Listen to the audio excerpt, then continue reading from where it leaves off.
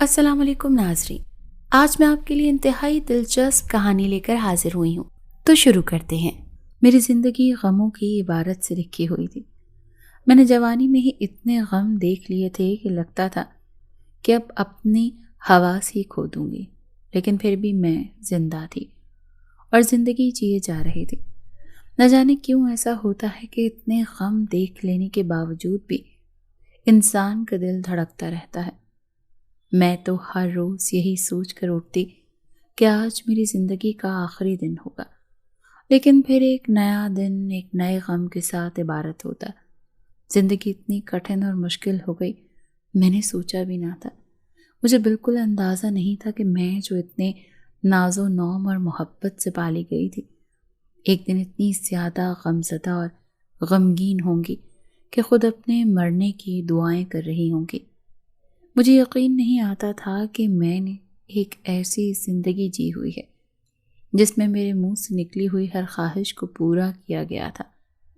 मुझे यकीन नहीं आता था कि मैं हालात के उस दौराहे पर आकर खुद को इतना बेबस और लाचार महसूस कर रही हूँ कि दिल चाहता है कि मैं मर ही जाऊं।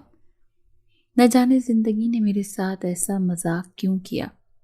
अगर कभी ज़िंदगी मुझे सामने नज़र आई तो मैं उससे ये पूछूंगी कि ज़रूर मेरी तकदीर किसी कलम से लिखी थी। मेरा नाम खतीजा है, एक जवान बेवा औरत हूँ, लेकिन मैं शुरू से बेवा थोड़ी थी। मैं तो एक बहुत ही प्यारी और मासूम सी बच्ची थी।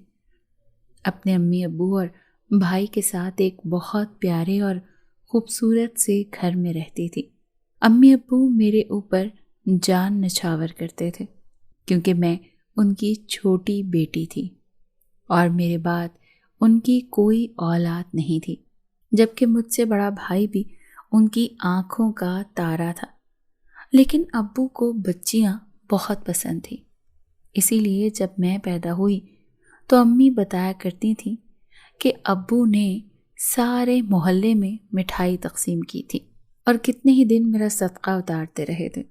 फिर जब मेरा अकीका किया गया था तो सारे ख़ानदान को दावत दी गई थी। मेरे ख़ानदान के लोग तो बातें बना रहे थे, भला लोग बेटे के पैदा होने पर इतनी खुशियाँ और इतनी जश्न मनाते हैं, जबकि महमूदुल हसन को तो देखो कि ये तो बेटी की खुशी में पागल हुए जा रहा है।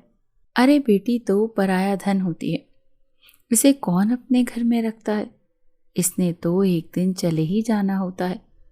लेकिन अब्बू अपनी खुशी में मगन थे और वो यही कहते थे कि मेरे नबी की भी तो बेटियां ही थीं, उन्होंने भी बेटियों को पाला था और अगर बेटियों की परवरिश अच्छे तरीके से की जाए तो फिर जन्नत में नबी का साथ हासिल होता है। मेरे अब्बू बेटियों की भी इसी तरह खुशी मनाते जैसे उन्होंने अपने बेटे की मनाई थी। मैं शुरू ही से इस मामले में बहुत खुशकिस्मत रही कि मुझे एक ऐसा घराना नसीब हुआ जहाँ बेटियों को बोझ नहीं समझा जाता था, बल्कि उन्हें प्यार और मोहब्बत के साथ संभाल कर रखा जाता था। अब्बू हमेशा घर में वो चीज़ लेकर आते जो मेरे और भाई के लिए एक जैसी होती थी। हमें अच्छे से और अच्छा और महंगे से महंगा कपड़ा पहनाते। अगर भाई के लिए साइकिल आई है तो मेरे लिए भी लेकर आते। अलगर्ज अब्बू ने अपनी तरफ से मुझ में और भाई में फ़र्क करने की कोई कोशिश नहीं की, लेकिन न जाने भाई के दिल में ये फ़र्क कैसे पैदा हो गया। मेरा भाई मुझसे हसद करने लगा। वो अक्सर अब्बू से मेरी झूठ मूठ की शिकायत कर देता और फिर उसकी कोशिश होती कि अब्बू से मुझे मार पड़े, लेकिन अब्बू मुझे प्यार से समझा देते और कहते कि बेटा बड़ा भाई है, इसके साथ ऐसा मत किया करो, जबकि मैंने ऐसा कुछ भी नहीं किया होता जिसकी शिकायत भाई लगाते। लेकिन अब्बू को मैं ये बात बता नहीं पाती कि भाई ने आपसे झूठ बोला है। भाई के दिल में मेरे लिए नफरत और हसद पैदा होने लगा। न जाने वो क्यों ऐसा हो गया था। حالانکہ میں نے تو اس سے بہت محبت کی تھی اور بھائی بھائی کر کے اس کے آگے پیچھے پھرتی تھی، لیکن ابو کے اتنے پیار اور محبت نے اسے مجھ سے نفرت پر مجبور کر دیا تھا۔ بھائی اکثر میرا ہوم ورک کیا ہوا پھاڑ دیتا، میری چیزیں خراب کر دیتا۔ میں آنسو بھری آنکھوں سے اسے دیکھتی رہ جاتی، لیکن کبھی ابو سے اس بات کی شکایت نہیں کی، کیونکہ میں جانتی تھی کہ ابو اسے ڈانٹیں گے نہیں بلکہ ماریں گے۔ ابو بھائی کی تربیت کے معاملے میں ایسے ہی تھے، وہ بھائی کو شیر کی آنکھ سے دیکھتے تھے، اسی لیے میں بھائی کی شکایت کرنے کے معاملے میں بہت محتاط تھی۔ میں امی کو ضرور بتا دیا کرتی تھی، انہیں اس بات کی خبر ہوتی تھی، لیکن امی بھائی کی سائیڈ لیتی تھی۔ وہ بھائی کی محبت میں اندھی تھی، اس وجہ سے وہ ہمیشہ مجھے ڈانٹ دیتی اور کہتی کہ چلو کوئی بات نہیں، اگر بھائی نے خراب کر بھی دیا تو کچھ نہیں ہوتا۔ میں دل محسوس کر رہ جاتی۔ ہم دونوں شہر کے بہترین اسکول میں پڑھ رہے تھے، لیکن بھائی کے رویے کی وجہ سے وہ کبھی نہ تو میری کلاس میں میری خبر گیری کے لیے آیا اور نہ ہی اس نے مجھے اس بات کی اجازت دی کہ میں اس کے پاس آؤں۔ لیکن آج میرے ساتھ اسکول میں ایک مسئلہ ہو گیا تھا۔ میں اپنا جیومیٹری باکس گھر میں بھول آئی تھی اور اس وقت میرے پاس کوئی بھی پینسل یا پین نہیں تھا جس کے ساتھ میں اپنا کلاس کا ہوم ورک کمپلیٹ کر لیتی۔ مجھے اور تو کچھ سمجھ نہیں آیا، میں نے اپنی ٹیچر سے اجازت لے کر بھائی کے پاس چلی آئی، لیکن بھائی کا رویہ اتنا خراب تھا، اس نے مجھے صاف صاف انکار کر دیا اور کہنے لگا کہ خبردار، جو دوبارہ کبھی میرے پاس آئیں، میرے پاس تمہارے لیے کچھ بھی نہیں ہے۔ بھائی نے بہت برے لہجے میں کہا۔ میری آنکھوں میں آنسو آ گئے، لیکن میں خالی ہاتھ لیے کلاس میں واپس چلی گئی۔ ٹیچر نے جب دیکھا کہ بھائی سے بھی مجھے کوئی پینسل یا پین نہیں ملا تو کلاس میں انہوں نے کسی سے پوچھا کہ اگر کسی کے پاس کوئی فالتو پین یا پینسل ہے تو وہ ختیجہ کو دے دیں۔ پھر ایک کلاس فیلو کی مدد سے میں نے اپنا سارا کلاس ورک مکمل کیا، لیکن بھائی کا خراب رویہ میرے دل پر چھا گیا۔ مجھے سمجھ نہیں آ رہی تھی کہ بھائی کا رویہ کیسے ٹھیک ہوگا۔ ہم دو ہی تو بہن بھائی تھے، ہمارے درمیان محبت ہونی چاہیے تھی، لیکن بھائی کے رویے کی بدولت میں اس کے ساتھ کبھی بے تکلف نہیں ہو پاتی تھی۔ حالانکہ میرا بہت دل چاہتا تھا کہ میں بھائی میں میرے لاڈ اور ناز نخرے اٹھائے، لیکن بھائی تو مجھے کبھی اپنے قریب بھی نہیں آنے دیتا تھا۔ وہ کبھی میرے ساتھ کھیلتا بھی نہیں تھا اور نہ ہی کبھی مجھے اپنے ساتھ کھیل میں شامل کرتا تھا۔ میں اسے دور سے ہی دیکھتی رہ جاتی تھی۔ حالانکہ ہمارے دوسرے کزن اور دوست جب آتے تو بھائی ان کے ساتھ خوب باتیں کرتا اور ان کے ساتھ کھیلتا، لیکن میرا دل کرتا رہتا اور میں یہی کہتی کہ نہ جانے بھائی کب مجھ سے محبت کرے گا اور میرے ساتھ کھیلے گا۔ مجھے بھائی کی طرف سے ہمیشہ محبت کی چاہت ہی رہی، لیکن بھائی کبھی میری طرف پیار بھری نظروں سے نہیں دیکھتا تھا۔ بھائی نے میٹرک کر لیا تھا اور اب وہ کالج میں بھی چلا گیا تھا۔ بھائی نے اچھے نمبروں سے میٹرک پاس کیا تھا اور اب کالج میں بھی اسے بہت آرام سے داخلہ مل گیا تھا۔ وہ کالج جانا شروع ہو گیا تھا، لیکن میں ابھی 9th میں گئی تھی اور اسی اسکول میں تھی۔ میں خود بھی بہت ذہین تھی اور اچھی اور قابل تھی۔ ابو ہم دونوں کو کسی بلند مقام پر دیکھنا چاہتے تھے۔ وہ چاہتے تھے کہ جو خواب ان کی آنکھوں میں ادھورے رہ گئے ہیں ہم وہ پورا کر سکیں۔ اسی لیے ابو ہمیں اس قابل بنا دینا چاہتے تھے کہ ہماری کوئی بھی خواہش ادھوری نہ رہ سکے۔ حالانکہ ابو کی سرکاری نوکری تھی اور ابو چاہتے تو بہت کچھ کما سکتے تھے کیونکہ ابو کسٹم میں تھے، لیکن ابو نے ہمیشہ رزق حلال کمایا اور ہمیں بھی رزق حلال کی ہی ترغیب دی۔ لوگ ابو کو بہت رشوت کی آفر کرتے، لیکن ابو کسی بھی طرح سے ان کے جھانسے میں نہ آتے، اپنی تنخواہ میں ہی گزارا کرتے۔ ابو نے کبھی لوگوں کی مجبوری یا اپنی کمزوری کا فائدہ نہیں اٹھایا۔ یہی وجہ تھی کہ ہمارے گھر میں سکون اور اطمینان تھا۔ ہم شکر گزار تھے اور ابو نے ہمیشہ ہمیں شکر گزاری ہی سکھائی تھی۔ ابو چاہتے تو اپنی نوکری کی بدولت محل کھڑا کر سکتے تھے، لیکن انہوں نے ایسا نہیں کیا۔ وہ اپنے بچوں کی تربیت حرام کے نوالے سے نہیں کرنا چاہتے تھے۔ یہی وجہ تھی کہ میں اور بھائی ہمیشہ اتنی چیز میں گزارا کر لیتے جتنی ہمیں ملتی تھی۔ اب بھی جب بھائی کو گورنمنٹ کالج میں داخل کروایا گیا تو وہ بالکل بھی ناراض نہیں ہوا، حالانکہ مجھے معلوم تھا کہ وہ اکثر اپنے دوستوں کو کہتا تھا کہ وہ ایک جانے مانے پرائیویٹ کالج میں جائے گا، لیکن چونکہ اس کالج کی فیس بہت زیادہ تھی اور ابو اتنی فیس دینے کے اہل نہیں تھے، اسی وجہ سے ابو نے اسے گورنمنٹ کالج میں داخل کروا دیا۔ شروع میں تو بھائی کچھ دن چپ سا رہا، لیکن پھر اس کا وہاں پر دل لگ گیا۔ وہ دل لگا کر پڑھنے لگا۔ میں بھی بھائی کی طرح ذہین تھی اور ہمیشہ اسکول میں نمایاں پوزیشن لیتی تھی۔ انہی دنوں میں جب میرے میٹرک کے پیپر تھے تو ایک دن میں نے ابو کو بہت پریشان دیکھا۔ ابو رات کے وقت باہر صحن میں بیٹھے ہوئے تھے اور وہ پریشان سے لگ رہے تھے۔ میں اس وقت پانی پینے کے لیے اٹھی تھی، لیکن ابو کو اس طرح وہاں پر بیٹھے دیکھ کر ان کے پاس چلی آئی اور پوچھا کہ ابو کیا بات ہے، آج آپ بہت پریشان لگ رہے ہیں، ابھی تک آپ سوئے بھی نہیں، طبیعت تو ٹھیک ہے؟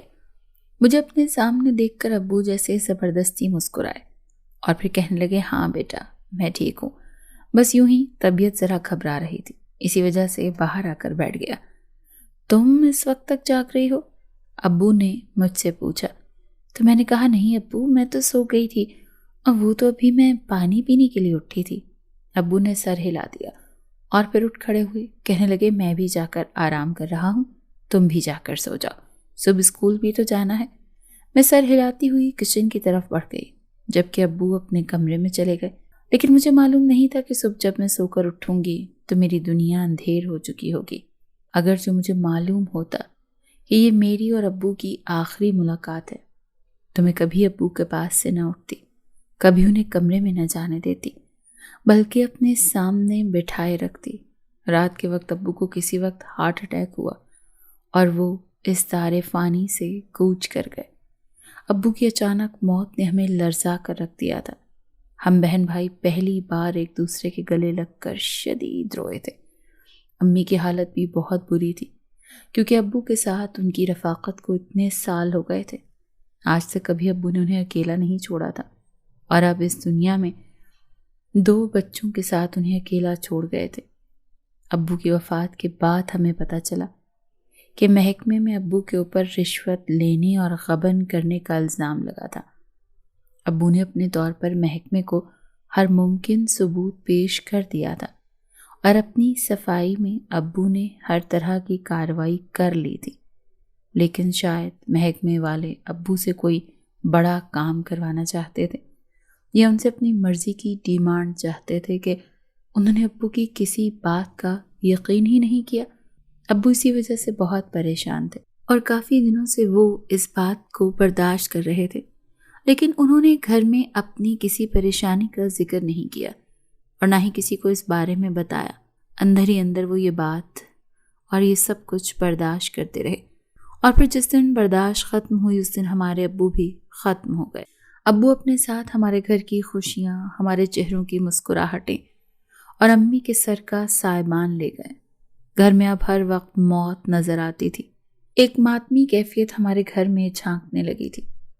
کچھ دنوں کے بعد بھائی تو کالج جانے لگ گیا، لیکن میرے میٹرک کے 2 پیپرز مس ہو گئے اور مجھے پڑھائی کی کوئی فکر بھی نہیں تھی۔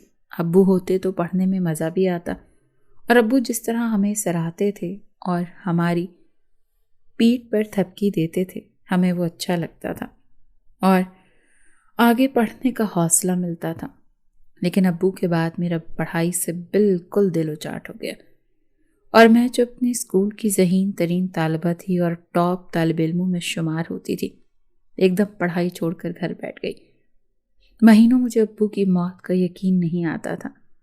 میں ابو کے بستر پر جا کر لیٹ جاتی اور ان کے تکیے کو اپنے ساتھ لگا کر روتی رہتی۔ ابو کے کپڑے دیکھ دیکھ کر میرے آنسو بہتے رہتے، لیکن حقیقت نہیں بدلی کہ ابو اب اس دنیا سے جا چکے تھے۔ امی کی حالت بھی مجھ سے مختلف نہ تھی، لیکن وہ جلد سنبھل گئیں، کیونکہ انہیں ہم دونوں بہن بھائیوں کو بھی تو سنبھالنا تھا اور گھر کو بھی دیکھنا تھا۔ ابو کی پینشن باقاعدگی سے آ رہی تھی اور امی اسی سے گھر کا خرچ چلا رہی تھیں، لیکن وہ پینشن اب ہماری ضروریات کے لیے کافی نہیں تھی۔ جس طرح دن بدن مہنگائی بڑھتی جا رہی تھی، اسی طرح اس پینشن میں گزارا کرنا مشکل سے مشکل ہوتا جا رہا تھا۔ امی اکثر خرچہ پورے کرنے کے چکروں میں پریشان نظر آتی۔ بھائی ابھی اس قابل نہیں تھا کہ وہ کما سکتا، حالانکہ گھر کے حالات کو دیکھتے ہوئے بھائی نے 1-2 ٹیوشنز لے لی تھی، لیکن وہ ٹیوشنز صرف بھائی کا خرچ ہی پورا کرتی۔ اس طرح اس کے کالج کی فیس اور دیگر اخراجات نکل آتے، جبکہ گھر کے خرچ کے لیے امی نے اپنے سالوں پرانی سلائی مشین نکالی اور اس کی صفائی کر کے اسے سنبھال لیا۔ جس دن امی نے مشین نکال کر لوگوں کے کپڑے سلائی کرنا شروع کیا، میں اس دن ابو کو یاد کر کے بہت روئی تھی۔ ابو کے جانے کے فقط 6 ماہ بعد ہی ہمارے حالات اس طرح کے ہو گئے تھے کہ امی کو لوگوں کو کپڑے سلائی کر کے گزارا کرنا پڑ رہا تھا۔ میں اس دن ابو کو یاد کر کے بہت روئی۔ ابو نے کبھی بھی امی کو کوئی فالتو کام نہیں کرنے دیا تھا، نہ ہی کسی کے آگے محتاج کیا تھا، لیکن اب امی کو اپنے ہاتھوں سے محنت کر کے کمانا پڑ رہا تھا۔ امی خود بھی اس دن بہت دکھی نظر آئی تھی، کیونکہ ابو نے ہمیشہ انہیں پیار اور محبت سے رکھا تھا، لیکن اب حالات کی ستم ظریفی کی بدولت امی کو یہ سب کرنا پڑ رہا تھا۔ میں حتی الامکان کوشش کرتی تھی کہ امی کا ہاتھ بٹاؤں، امی کے ساتھ چھوٹے موٹے کام کرواتی رہوں۔ گھر کے کاموں میں تو میں اب کافی ماہر ہو چکی تھی، لیکن امی کے ساتھ سلائی کا بھی چھوٹا موٹا کام کر دیتی۔ وہ میری بہت ممنون نظر آتی، لیکن مجھے امی کی مدد کر کے خوشی ملتی تھی۔ وقت اسی طرح سے گزر رہا تھا۔ امی کے سلائی کے چرچے ہمارے محلے سے نکل کر کالونیوں میں پھیل گئے۔ لوگ امی کے پاس دھڑا دھڑ کپڑے سلائی کے لیے دینے لگے۔ امی بہت معقول سلائی لیتی تھی اور پھر بہت صفائی اور عمدگی سے سیتی تھی کہ میں خود دیکھ کر حیران رہ جاتی تھی کہ ایک سادہ سے کپڑے کو امی کتنی نفاست اور مہارت سے سیتی تھی۔ امی کو دیکھتے دیکھتے مجھے بھی کافی حد تک سلائی آ چکی تھی، لیکن امی نے مجھے کپڑے سلائی کرنے کی طرف نہیں لگنے دیا۔ ان کا کہنا تھا کہ مجھے اپنی پڑھائی دوبارہ شروع کرنی چاہیے۔ اس طرح پڑھائی بیچ میں چھوڑنا اچھی بات نہیں ہے۔ امی ابو کے حوالے سے مجھے کہتی کہ تمہارے ابو کو بہت شوق تھا کہ ان کی اولاد پڑھی لکھی ہو، لیکن تم نے پڑھائی کو اس طرح چھوڑ کر انہیں دکھ دیا ہے۔ مجھے خود بھی اس بات کا احساس تھا، لیکن میں کیا کرتی؟ میں جب بھی کتابیں کھولتی، ابو کا مسکراتا ہوا چہرہ میری نگاہوں کے سامنے آ جاتا اور پھر مجھ سے پڑھائی ہی نہیں کی جاتی تھی۔ میں کتابیں بند کر کے گھنٹوں بیٹھی رہتی۔ امی بھی میری اس کیفیت کو سمجھتی تھی، لیکن وہ مجھے مسلسل بڑھاوا دیتی رہتی اور میرا حوصلہ بڑھاتی رہتی۔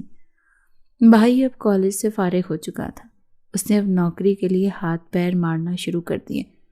ابھی بھی وہ کچھ گھروں میں ٹیوشن پڑھا رہا تھا، لیکن ان ٹیوشن سے جو آمدنی آتی تھی وہ اسی کا خرچ پورا کر دیتی تھی۔ بھائی نے جلد ہی ایک مناسب سی نوکری ڈھونڈ لی اور یوں ابو کی پینشن کے ساتھ ساتھ بھائی کی تنخواہ بھی گھر میں شامل ہو گئی۔ اب میں امی سے اس بات پر ضد کرنے لگی کہ آپ سلائی کا کام چھوڑ دیں، کیونکہ سلائی کی کام کی بدولت امی کی نظر بہت کمزور ہو چکی تھی اور انہیں اینک لگ چکی تھی۔ لیکن امی کا یہی کہنا تھا کہ میں اب یہ سب نہیں چھوڑ سکتی۔ حالانکہ بھائی نے امی سے کہا تھا کہ آپ اب سلائی کا کام چھوڑ دیں، نہ تو اب آپ میں اتنی ہمت ہے اور نہ ہی عمر ایسی ہے کہ اتنی دیر محنت کر سکیں۔ لیکن امی نہ جانے کیوں اس کام کو چھوڑ نہیں رہی تھی، اور اس کی وجہ مجھے بہت دیر بعد جا کر سمجھ آئی تھی۔ امی اسی طرح سلائی کا کام کرتی رہیں اور بھائی نے نوکری لگتے گھر میں اپنی شادی کا شوشہ چھوڑ دیا۔ بھائی اپنی کسی اسٹوڈنٹ کی پھپھو کو پسند کرتا تھا۔ وہ اس لڑکی کو وہاں پڑھانے جاتا تھا۔ اس کی پھپھو کے ساتھ اکثر اس کی دعا سلام ہوتی رہتی تھی، جس کی بدولت ان دونوں کے دل میں ایک دوسرے کے لیے پسندیدگی پیدا ہو گئی۔ بھائی چاہتا تھا کہ امی ان کے گھر رشتہ لے کر جائیں، جبکہ امی تو یہ سن کر حیرت سے ہکا بکا رہ گئی اور کتنے ہی لمحے کچھ بول ہی نہ پائیں۔ لیکن بھائی اپنے کہہ کر اٹھ کر چلا گیا، جبکہ امی کی آنکھوں میں آنسو آ گئے اور وہ کہنے لگیں کہ میں پہلے تمہاری شادی کرنا چاہتی تھی۔ میں یہی چاہتی تھی کہ تم اپنے گھر بار کی ہو جاؤ اور پھر میں تیرے بھائی کی شادی کروں، لیکن تیرا بھائی جوان بہن کا اس کو کوئی احساس نہیں، اسے صرف اپنی شادی کی فکر ہے اور وہ اپنے لیے سوچتا ہے۔ مجھے اس سے ایسی امید ہرگز نہیں تھی۔ امی نے روتے ہوئے مجھ سے کہا تو میں نے انہیں دلاسا دیا اور کہنے لگی کہ امی آپ فکر مت کریں، اگر بھائی شادی کرنا چاہتا ہے تو آپ اس کی شادی کر دیں، ہمارا اللہ مالک ہے، کبھی نہ کبھی تو ہمیں اس کی شادی کرنی ہی تھی، اب اگر اس کی پسند سے ہو جائے تو یہ زیادہ بہتر ہے۔ میں نے امی کو سمجھاتے ہوئے کہا تو امی بھی سمجھ گئیں اور پھر سر ہلا دیا۔ 1-2 دن کے بعد ہم رابعہ بھابی کے گھر جا کر بات پکی کرائے۔ چونکہ ان دونوں کے درمیان پہلے سے ہی سب کچھ طے تھا، اسی لیے ہم تو صرف فارمیلٹی نبھانے کے لیے ہی گئے تھے، اور یوں بھائی کی شادی کی تاریخ 2 ماہ بعد کی رکھ دی گئی۔ بھائی ان دنوں بہت خوش تھا اور گھر میں اپنی شادی کی تیاریوں میں اس نے کافی معقول رقم دی تھی۔ امی اتنی رقم ہاتھ میں پکڑ کر اسے دیکھتی رہ گئیں، کیونکہ اکثر خرچے کے نام پر بھی بھائی پیسوں میں ڈنڈی مار جاتا تھا، لیکن اب شادی کے نام پر اس نے اچھی خاصی رقم پکڑا دی تھی۔ امی نے مناسب سی شاپنگ کی، بھابھی کے 11 جوڑے بنوائے اور میرے اور اپنے مناسب کپڑے بنانے بھائی کا کمرہ اچھے طریقے سے سیٹ کر دیا گیا، اور پھر رابعہ بھابی رخصت ہو کر ہمارے گھر چلی آئیں۔ میں نے تو پہلے ہی سوچ لیا تھا کہ اگر بھائی کا رویہ اتنا ٹھنڈا ہے تو میں بھابی کے ساتھ دوستی بنا کر رکھوں گی، کیونکہ ایک تو میری کوئی بہن نہیں تھی اور دوسرا کوئی سہیلی بھی نہیں تھی، اسی لیے میں چاہتی تھی کہ بھابی کے ساتھ دوستانہ رویہ لے کر چلوں گی، لیکن بھابی کو بھائی کے علاوہ کچھ سوچتا ہی نہیں تھا۔ یہ دونوں تو کمرے سے نکلتے ہی نہیں تھے، اور جب باہر آتے تو صرف کہیں جانے کے لیے ہی آتے یا کھانا کھانے کے لیے آتے۔ امی ان کے رنگ دیکھ رہی تھی، لیکن چونکہ ابھی نئی شادی ہوئی تھی، ابھی صرف 15 دن ہی گزرے تھے، اسی لیے امی نے ابھی انہیں ٹوکا نہیں، اور میں بھی چپ چاپ ان کی روٹین دیکھ رہی تھی۔ میرا بہت دل چاہتا تھا کہ بھابی کمرے سے باہر نکلیں اور ہم دونوں مل کر کوئی مووی دیکھیں، کچھ اچھی سی ڈش بنائیں یا ویسے ہی گپ شپ کرتے رہیں، لیکن بھابی جب بھی باہر آتی تو بس سلام دعا کے علاوہ کوئی بات نہ کرتی تھی۔ انہوں نے تو آج تک مجھے خود سے مخاطب بھی نہیں کیا تھا۔ بھابی کا رویہ دیکھ کر میرا جوش بھی ٹھنڈا پڑ گیا تھا، اسی لیے میں بھی ان کے سامنے خاموش ہو جاتی۔ شادی کو 1 ماہ گزر گیا تھا۔ امی کا خیال تھا کہ اب بہو کے ہاتھ سے میٹھا پکوا کر رسم کر دی جائے اور پھر کچن کا نظام بھابی کے سپرد کر دیا جائے، لیکن بھائی کے ساتھ امی نے جب یہ بات کی تو وہ تو ہتھے سے ہی اکھڑ گیا اور کہنے لگا کہ ابھی اتنی جلدی کیا ہے، اس میں تو ہوتی رہیں گی، ابھی تو صرف 1 ماہ ہی ہوا ہے، کم سے کم 6 ماہ پہلے یہ رسم نہیں ہوگی۔ بھائی کی بات سن کر امی حیرت سے ہکا بکا رہ گئیں اور کہنے لگیں آج کل تو لڑکیاں تیسرے ہی دن میٹھے میں ہاتھ ڈال لیتی ہیں، اور پھر تمہاری بیوی کو تو میں نے 1 مہینہ آرام دیا ہے، اب جبکہ یہ مناسب وقت ہے کہ اس کا میٹھے میں ہاتھ ڈال دیا جائے تو پھر تم کیوں منع کر رہے ہو، جبکہ تم جانتے بھی ہو کہ میری بوڑھی ہڈیوں میں اتنا دم نہیں ہے کہ میں تم لوگوں کے آگے کھانے بنا بنا کر پیش کروں، اسی لیے میٹھے کی رسم کل ہی ہوگی۔ لیکن بھائی پہلے سے زیادہ بدتمیزی اور ڈھٹائی سے بولا اور کہنے لگا کہ میٹھے کی رسم 6 ماہ سے پہلے نہیں ہوگی، میں نے آپ کو صاف صاف کہہ دیا ہے، اور اگر آپ سے کھانا نہیں پکایا جاتا تو اس نکمی کامچور ختیجہ سے بولیں، یہ کھانا بنایا کرے گی، سارا دن گھر میں فارغ بیٹھی رہتی ہے، اسے کام پر لگائیں۔ بھائی یہ کہہ کر اٹھ گیا اور کمرے سے باہر چلا گیا، جبکہ میں آنسو بھری نگاہوں سے امی کی طرف دیکھتی رہ گئی، جو خود بھی اس وقت بہت دکھی تھی، تاہم مجھے اپنے ساتھ لگا کر تسلی دینے لگی۔ بھائی کا رویہ نہ جانے کیوں اتنا برا ہو گیا تھا، حالانکہ بھابھی کے ساتھ تو ابھی ہماری کوئی بات چیت بھی نہیں ہوئی تھی، لیکن بھائی ایسا رویہ اختیار کرتا تھا جیسے ہم بھابھی کے اوپر بہت زیادہ ظلم توڑ رہے ہیں۔ میں کچن کا سارا کام اب خود ہی دیکھتی تھی، بھابھی صرف اپنا اور بھائی کا ناشتہ بنانے کے لیے ہی آتی تھی، جبکہ کچن کے سارے کام میرے ذمے تھے۔ امی اب بھی سلائی کا کام کر رہی تھی، لیکن چونکہ اب امی سے اتنا زیادہ کام نہیں ہوتا تھا، اسی لیے وہ صرف تھوڑا سا ہی کام پکڑتی جسے وہ پورا کر سکیں۔ بھائی اور بھابھی اب بھی ویسے ہی تھے، وہ زیادہ تر اپنے کمرے میں ہی بند رہتے تھے اور ہمارے درمیان آ کر بیٹھتے بھی نہیں تھے۔ انہیں دنوں میں بدلتے موسم کی لپیٹ میں امی بھی آ گئیں اور سردی نے امی کی پسلیوں کو ٹھنڈ لگا دی، جس کی بدولت ان کا سانس اکھڑنے لگا اور انہیں شدید مسئلہ بنا۔ امی 2 دن ہسپتال میں رہی۔ میں امی کی پٹی سے لگ کر بیٹھی رہی۔ بھائی روز شام کو امی کو دیکھنے آ جاتا، جبکہ بھابھی تو ایک بار بھی نہیں آئی تھی۔ ان کا کہنا تھا کہ اسپتال جا کر بہت عجیب لگتا ہے، ان کی طبیعت خراب ہو جاتی ہے، اسی وجہ سے وہ ایک بار بھی اسپتال نہیں آئی۔ نہ ہی مجھے امی کو کھانا بھیجا۔ میں اپنے لیے اور امی کے لیے کھانا اسپتال کی کینٹین سے ہی لے لیتی۔ بھابھی کا اس قدر خراب رویہ میرے دل پر بہت برا اثر کر رہا تھا۔ امی بھی جیسے گمسم سی ہو گئی تھی، وہ بھی حالات کے بدلتے ہوئے دھاروں کو دیکھ رہی تھی۔ اور پھر جیسے ہی امی اسپتال سے گھر آئیں تو انہوں نے میرا رشتہ دیکھنا شروع کر دیا۔ میں حیران پریشان ہو کر امی کو دیکھنے لگی اور ان سے پوچھا کہ آخر آپ ایسا کیوں کر رہی ہیں، جبکہ مجھے ابھی شادی نہیں کرنی ہے۔ لیکن امی کہنے لگیں کہ یہی مناسب وقت ہے، میں تمہاری شادی کر دوں، کیونکہ میری زندگی کا کوئی بھروسہ نہیں ہے اور تمہارے بھائی اور بھابھی کا رویہ تمہارے سامنے ہے۔ اگر وہ دونوں اس طرح کا رویہ اختیار کریں گے تو تمہارے لیے اس گھر میں کوئی جگہ نہیں بچے گی، اسی لیے مجھے میری زندگی میں ہی تمہیں اپنے گھر بار کا کرنے دو۔ امی نے مجھے سمجھانا چاہا اور میں سمجھ تو گئی، لیکن میرا دل دہل اٹھا۔ آج تک ابو کی جدائی کا غم نہیں بھرا تھا اور امی اپنے جانے کی بات کر رہی تھی۔ میں امی کے سینے سے لگ کر رونے لگی اور امی آہستہ آہستہ میری کمر پر ہاتھ پھیر کر مجھے دلاسا دینے لگی، اور پھر امی کی کوششیں رنگ لے آئیں اور ایک بہت ہی مناسب رشتہ مل گیا۔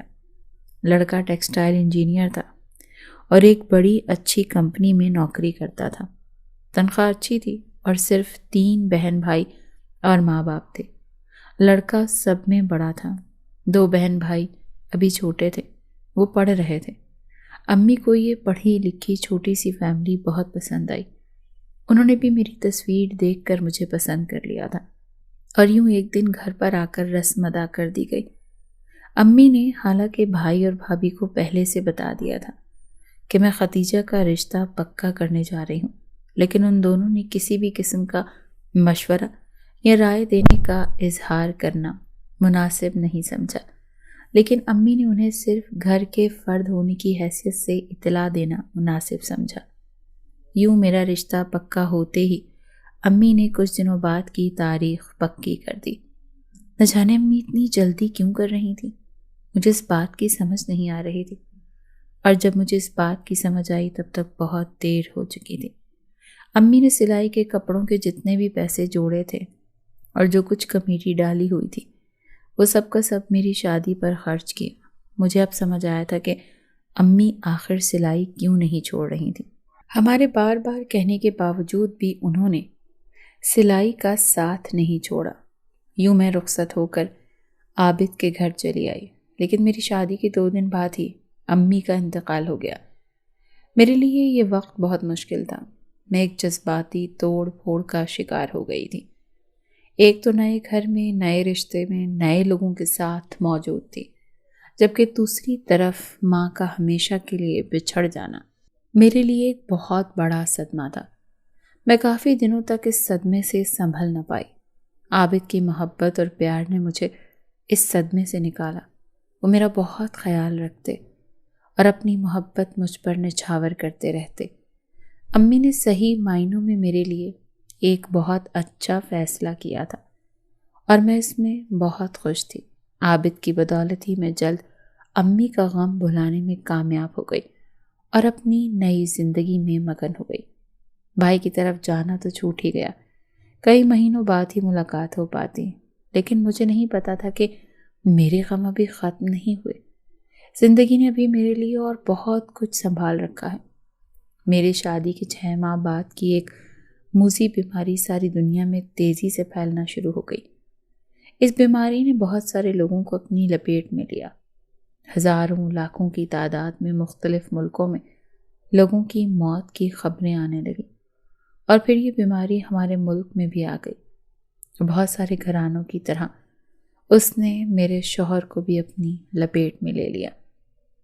حالانکہ ہمارے ملک میں لاک ڈاؤن چل رہا تھا، لیکن نہ جانے کس طرح میرے شوہر اس موذی بیماری کا شکار ہو گئے، اور پھر 2 دنوں میں ہی ان کا انتقال ہو گیا۔ میری تو دنیا ہی لٹ گئی تھی۔ میں تو جیسے سکتے میں چلی گئی تھی۔ ایک دم سے میرے جینے کی وجہ ہی ختم ہو گئی تھی۔ پہلے ابو، پھر امی، اور اب عابد بھی اپنے ابدی سفر کو روانہ ہو چکے تھے۔ میرے لیے اس بات پر یقین کرنا بہت مشکل تھا، لیکن جیسے تیسے کر کے گزرتے وقت کے ساتھ میں جب عدت سے نکلی تو بھائی کی طرف آ گئی۔ میرا وہاں پر رہنے کا جواز ختم ہو چکا تھا۔ شاید اگر کہ میرے بچے ہوتے تو میں وہاں پر رہ بھی سکتی تھی، لیکن میرا ابھی کوئی بچہ بھی نہیں تھا۔ بھائی کے گھر پر دوبارہ آ بیٹھی۔ بھابھی کے اب اپنے بھی 2 بچے تھے۔ میرا یہاں پر آنا ان دونوں کو ناگوار گزرا۔ میں بے شرموں کی طرح ان کے پاس چلی آئی، کیونکہ میرے پاس تو اور کوئی ٹھکانہ ہی نہیں تھا۔ میں اور کہاں جاتی؟ بھائی اب نیچے والے پورشن میں ہی رہتا تھا، اسی لیے میں نے اوپر والا کمرہ لے لیا۔ جب سے بھائی کے گھر پر آئی تھی، بھابھی مجھ سے ہی سارے گھر کے کام کروانے لگی۔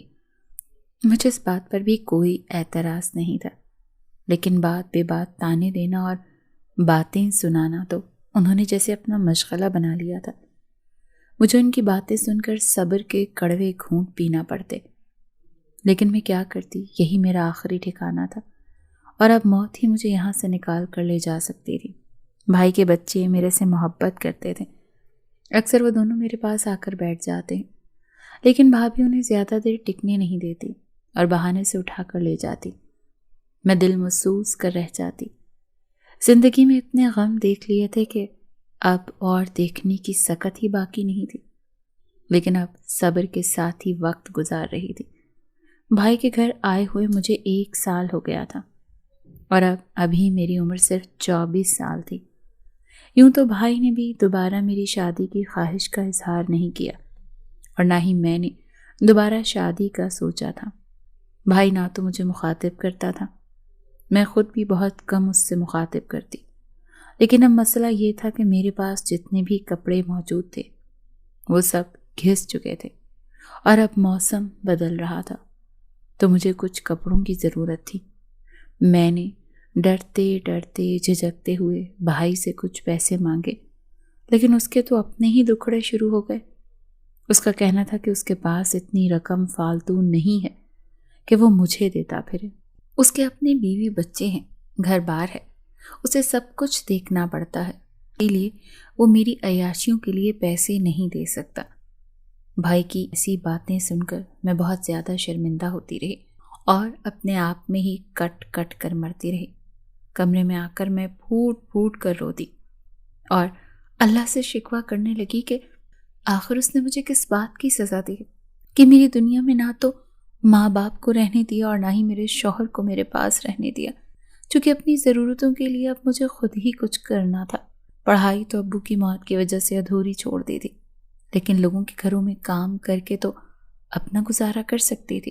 اسی لیے میں نے اپنے گھر سے 2 گھر چھوڑ کر خالہ نصرت سے اس سلسلے میں مدد مانگی۔ خالہ نصرت بھی ایک کوٹھی میں ملازمت کرتی تھی اور وہاں کا کھانا پکاتی تھی۔ میں خالہ نصرت کے گھر گئی اور انہیں اپنے حالات بتا کر اپنی مجبوریاں بیان کی، چونکہ وہ میری امی کو بھی جانتی تھی اور ہماری خودداری اور انا پرستی کو بھی جانتی تھی۔ اسی لیے انہوں نے مجھے کہا کہ تم فکر مت کرو، میں تمہارے لیے جلد ہی کوئی اچھا کام دیکھ کر تمہیں وہاں پر لگا دوں گی۔ خالہ سے بات کر کے مجھے بہت تسلی ہو گئی، اسی لیے میں مطمئن سی گھر لوٹ آئی۔ 2 دن بعد ہی خالہ کی طرف سے مجھے بلاوا آیا، اور جب میں ان کے پاس گئی تو انہوں نے مجھے بتایا کہ ایک بنگلے پہ ایک عورت کو اپنے ذاتی کاموں کے لیے ایک لڑکی کی ضرورت ہے۔ میں نے تیری بات کر لی ہے، وہ تجھے مہینے کا 15,000 دیا کرے گی۔ اب بتا، اگر تو راضی ہے تو کل میرے ساتھ چل۔ وہاں پر خالہ نے جب مجھے یہ بتایا تو میں اتنے پیسوں کا سن کر خوش ہو گئی اور خالہ سے کہا کہ ٹھیک ہے، آپ میرے لیے بات کریں، مجھے وہاں پر جانا ہے، ہم کل چلیں گے۔ میں بڑی خوشی خوشی وہاں جانے کے لیے تیار تھی۔ اگلے دن خالہ کے ساتھ وہاں جا کر مالکن کے ساتھ سارے معاملات طے کیے۔ یہ ایک بہت بڑا سارا بنگلہ تھا جہاں پر ایک چوکیدار، کچن میں کام کرنے والا خانسامہ اور ایک صفائی کرنے والی عورت ملازم تھی، جبکہ اس گھر میں صرف 2 میاں بیوی ہی رہتے تھے۔ ان کے 3 بچے تھے جن میں سے ایک لڑکا باہر گیا ہوا تھا، جبکہ بیٹی کی شادی کر دی گئی تھی اور ایک بیٹا شادی کے بعد دوسرے ملک میں بسیرا کیے ہوئے تھا۔ اسی لیے اب دونوں میاں بیوی اکیلے ہی رہتے تھے۔ گو کہ ابھی ان دونوں میاں بیوی کی اتنی عمر نہیں تھی، لیکن میاں تو پھر بھی جوان تھا، جبکہ بیوی اب تھوڑا ڈھل چکی تھی اور زیادہ تر بیمار پڑی رہتی تھی۔ میں مالکن کے ساتھ سارے معاملات طے کر کے گھر آئی اور جب بھابھی کو اپنے کام پر جانے کے بارے میں بتایا تو اس وقت تو کچھ نہیں بولی، لیکن رات کو جب بھائی گھر پر آئے تو ایک نیا ڈرامہ میرا منتظر تھا۔ بھائی نے اس بات پر بہت غصہ کیا کہ آخر تمہیں کس چیز کی کمی ہے، کیوں اس طرح کے کام کر رہی ہو؟ لوگوں کو یہ بتانا چاہتی ہو کہ تمہارا بھائی تمہارا خرچ نہیں اٹھا سکتا؟ الغرض بھائی کے منہ میں جو آیا وہ بولتا گیا، لیکن میں چپ رہی، تاہم دل ہی دل میں نے یہ پکا ارادہ کر لیا تھا کہ کام پر ضرور جاؤں گی، ورنہ چھوٹی چھوٹی ضرورتوں کے لیے بھائی کے آگے ہاتھ پھیلانا پڑتے اور بھائی کبھی بھی میری وہ ضروریات پوری نہ کرتا۔ میں بڑی مطمئن سی ان کے گھر پر آتی، کیونکہ مجھے اس بات کا اطمینان تھا کہ یہاں پر کوئی جوان آدمی نہیں ہے۔ صاحب ذرا عمر کے ہیں اور بچے ویسے ہی دوسرے ملک میں ہیں، لیکن مجھے نہیں پتا تھا کہ میرا یہ اطمینان چند روزہ ہی ثابت ہوگا، کیونکہ ایک دن جب مالکن نے اپنے کپڑے استری کرنے کے لیے مجھے آواز دی تو میں ان کے کمرے میں چلی گئی۔ مالکن کے کپڑے لے کر میں استری کرنے لگ گئی تو وہ نہانے چلی گئی۔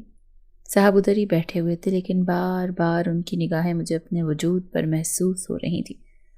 میں گھبراہٹ محسوس کر رہی تھی اور کبھی دوپٹہ ٹھیک کرنے لگتی تو کبھی کپڑے ٹھیک کرنے لگتی، لیکن صاحب بدستور میری طرف دیکھ رہے تھے۔ مجھے اب کوفت ہو رہی تھی۔ میں نے جلدی جلدی کپڑے استری کیے اور وہاں رکھ کر باہر آ گئی۔ میرا دل گھبرا رہا تھا۔ صاحب کی نگاہیں اچھی نہیں تھیں، مجھے ان کی نگاہیں بہت گندی محسوس ہو رہی تھیں، لیکن میں نے مالکن سے اس بات کی شکایت نہیں کی۔ اب مجھے اکثر ہی محسوس ہوتا تھا کہ صاحب جب گھر پر آتے ہیں تو ان کی نگاہیں میرے چہرے کا طواف کرتی رہتی ہیں، وہ مجھے نظروں ہی نظروں میں تاڑتے رہتے ہیں۔ میرے لیے یہ صورتحال بہت گمبھیر تھی۔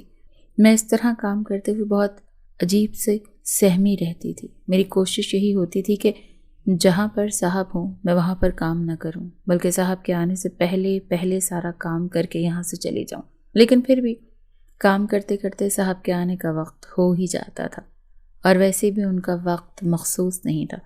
وہ کبھی جلدی آ جاتے تھے اور کبھی دیر سے آتے تھے، لیکن وہ جب بھی آتے تو میری طرف بہانے سے دیکھتے رہتے تھے، بہانے سے مجھے اپنے قریب بلانے کی کوشش کرتے، لیکن میں اب ان کی عادت کے بارے میں جان چکی تھی، اسی لیے میں ان کی آواز کو بھی اکثر نظر انداز کر دیتی۔ لیکن صاحب بھی بہت ڈھیٹ تھے، وہ جان بوجھ کر مجھے تب آواز دیتے جب مالکن پاس ہی ہوتی۔ اس طرح میں انہیں نظر انداز بھی نہ کر پاتی اور مجھے ان کی بات سننا ہی پڑتی، لیکن میرے لیے اب یہ بات مسئلہ بنتی جا رہی تھی اور مجھے سمجھ نہیں آ رہی تھی کہ میں کس کے ساتھ یہ بات کروں۔ لیکن کوئی بھی ایسا شخص مجھے سمجھ نہیں آ رہا تھا جس کے ساتھ میں یہ بات کر پاتی۔ اور پھر ایک دن مالکن کی طبیعت بہت خراب تھی۔ میں مالکن کے پاس ہی موجود تھی، انہیں جس چیز کی ضرورت ہوتی انہیں دے دیتی۔ مالکن کی طبیعت کی وجہ سے آج صاحب بھی گھر پر ہی موجود تھے۔ میں نے یہ وقت بہت مشکل سے گزارا، لیکن اب میری چھٹی کا وقت تھا، اسی لیے میں مالکن سے کہہ کر اٹھ گئی تو صاحب نے مالکن سے کہہ کر بہانے سے مجھے روک لیا۔ ان کا کہنا تھا کہ مالکن کی طبیعت خراب ہے، انہیں رات کے وقت بھی تمہاری ضرورت پڑ سکتی ہے، اسی لیے آج یہیں پر رک جاؤ۔ گو کہ میں اس حق میں نہیں تھی اور گھر جانا چاہتی تھی، لیکن مالکن کے اصرار کی وجہ سے مجھے ان کی بات ماننی پڑی، اور پھر مالکن نے ہی گھر پر بھائی کو فون کر کے میرے رکنے کے بارے میں بتا دیا۔ مالکن کے سامنے تو بھائی کچھ نہ بولا اور خوش دلی سے اجازت دے دی، لیکن مجھے معلوم تھا کہ کل وہاں جا کر مجھے کیا کچھ سننا پڑے گا۔ میں یہاں پر رک تو گئی تھی، لیکن اب میرا دل بہت گھبرا رہا تھا اور مجھے اس بات کا ڈر تھا کہ اب آج میں اپنی عزت کھو دوں گی۔ مجھے صاحب سے خوف آ رہا تھا۔ میں مالکن کے پاس ہی بیٹھی رہی۔ پھر مالکن نے سوپ کی فرمائش کی تو میں کچن میں چلی آئی۔ میں نے مالکن کے لیے سوپ رکھا تو صاحب بھی میرے پیچھے کچن میں چلے آئے اور بہانے سے میرے اتنے قریب ہو گئے کہ مجھے ان سے بچنے کے لیے تیزی سے پیچھے ہٹنا پڑا اور میں پیچھے دیوار کو جا لگی۔ صاحب بڑی خباثت سے مسکرائے۔ مجھے ان سے نفرت محسوس ہوئی۔ جلدی سے اپنا کام ختم کر کے سوپ ڈال کر مالکن کے پاس واپس چلی آئی۔ تاہم اب میں گھبرائی ہوئی سی تھی اور مجھے آج بہت خطرہ سا محسوس ہو رہا تھا۔ مجھے ایسا لگ رہا تھا جیسے آج صاحب مجھے اپنے ہاتھوں سے نکلنے نہیں دیں گے اور میری عزت کو پامال کر دیں گے۔ میں دل ہی دل میں قرآنی آیات کا ورد کرنے لگی اور اپنی چادر کو مزید اپنے گرد کس کر لپیٹ لیا۔ تاہم کچھ دیر کے بعد سوپ پی کر مالکن نے دوا لے لی اور وہ سو گئی۔ مالکن کے سوتے ہی مجھے اپنا آپ گھر میں غیر محفوظ سا لگنے لگا اور میں دوسرے کمرے میں آ کر چھپ کر بیٹھ گئی۔ صاحب اس وقت کمرے میں موجود نہیں تھے، نہ جانے کہاں تھے، لیکن میں اب اس کمرے میں چھپ کر تو بیٹھ گئی تھی۔ تاہم مجھے اب بھی ڈر محسوس ہو رہا تھا اور ایک لمحے کے لیے بھی مجھے نیند نہیں آ رہی تھی۔ آدھی رات کا وقت تھا کہ اچانک کمرے کا دروازہ ہلکی سی آواز کے ساتھ کھلا اور میرا دل ایک دم اچھل کر حلق میں آ گیا۔ میں خوفزدہ نگاہوں سے دروازے کی سمت دیکھ رہی تھی تو آنے والے شخص کو دیکھ کر میں حیران اور خوفزدہ ہو گئی۔ آنے والا شخص صاحب نہیں بلکہ مالکن کا چھوٹا بیٹا تھا جو باہر پڑھنے کے لیے گیا ہوا تھا۔ اسے اس طرح اچانک سامنے دیکھ کر میں گھبرا گئی تھی اور ایک دم سے اس کے سامنے آ گئی۔ وہ بھی مجھے یوں اچانک اپنے سامنے دیکھ کر حیران رہ گیا اور پوچھنے لگا، تم یہاں پر کیا کر رہی ہو؟ تو میں نے اسے بتایا کہ میں ڈر رہی تھی، مجھے خوف محسوس ہو رہا تھا، اسی لیے یہاں پر چھپ گئی تھی۔ تاہم اس نے مجھے کچھ نہیں کہا اور میں کمرے سے باہر آ گئی۔ نہ جانے مالکن کا چھوٹا بیٹا اچانک کیسے واپس آ گیا۔ میں یہ سوچتی ہوئی باہر لاؤنج میں آ گئی۔ خدا خدا کر کے صبح ہوئی اور مالکن نے جب اپنے چھوٹے بیٹے کو سامنے دیکھا تو بے انتہا خوش ہوئی۔ صاحب رات کو اسی وقت اس کو لینے کے لیے ایئرپورٹ گئے ہوئے تھے کیونکہ چھوٹے بیٹے نے مالکن کو سرپرائز دینا چاہا تھا۔ اس وجہ سے ماں کو اپنی آمد کے بارے میں لا علم رکھا تھا جبکہ صاحب کو اس کی آمد کا پتہ تھا، اسی لیے وہ اسے لینے کے لیے ایئرپورٹ کی طرف چلے گئے تھے۔ گھر میں کسی کو اس بات کی خبر نہیں تھی، لیکن میں نے خدا کا شکر ادا کیا کہ اس کی آمد کی وجہ سے میں صاحب کے ہاتھوں سے بچ گئی۔ چونکہ میں رات یہیں پر رک گئی تھی، اسی لیے میں مالکن کو بتا کر تھوڑی دیر کے لیے گھر آ گئی۔ گھر پر بھابھی اور بھائی کا موڈ بہت زیادہ خراب تھا۔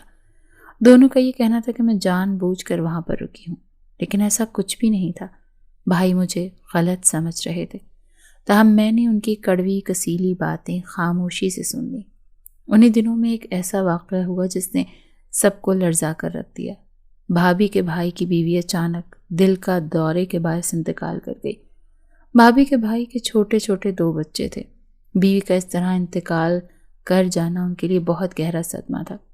بھابھی خود بھی بہت پریشان تھی اور صدمے میں تھی کیونکہ چھوٹے دونوں بچوں کو سنبھالنا بہت مشکل کام تھا۔ بھابھی روز بھائی کے گھر چلی جاتی، ان کے لیے کھانا وغیرہ بناتی اور بچوں کی دیکھ بھال کرتی، لیکن روزانہ ان کے لیے بھی جانا ممکن نہیں تھا کیونکہ ان کے پاس اپنے بھی بچے تھے اور پھر بھائی کی بھی ذمہ داری تھی، اور اب وہ ویسے بھی ان کے انتقال کو 2 ماہ ہو چکے تھے۔ اسی لیے بھابھی نے اپنے بھائی سے دوسرے نکاح کی خواہش کا اظہار کیا اور کہا کہ میں چاہتی ہوں کہ آپ دوسری شادی کر لیں، اس طرح آپ کے گھر کو ایک عورت مل جائے گی، آپ کو جیون ساتھی اور بچوں کو ماں مل جائے گی۔ ایسے کب تک آپ رہیں گے جبکہ آپ کی عمر بھی اتنی زیادہ نہیں ہے اور بچے بھی ابھی بہت چھوٹے ہیں۔ بھابھی کے بھائی نے بھی گھر کے حالات کو دیکھتے ہوئے اپنی رضامندی دے دی اور یوں ان کے لیے لڑکی تلاش کرنے کی مہم شروع ہوئی، لیکن اتنی تلاش کے باوجود انہیں کوئی مناسب لڑکی نہیں ملی۔ اور پھر ایک دن بھابھی میرے پاس آئی اور مجھ سے اس بات کی خواہش کا اظہار کیا کہ وہ اپنے بھائی کے لیے شادی میرے ساتھ کرنا چاہتی ہیں۔ میں بھابھی کی بات سن کر حیرت زدہ رہ گئی کیونکہ مجھے اس بات کی امید نہیں تھی کہ بھابھی مجھ سے ایسی کوئی بات بھی کریں گی۔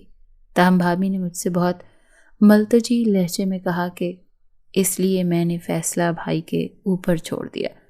بھائی نے بھی اس فیصلے میں اپنی رضامندی دے دی اور یوں ایک شام خاموشی سے میرا نکاح بھابھی کے بھائی کے ساتھ ہو گیا۔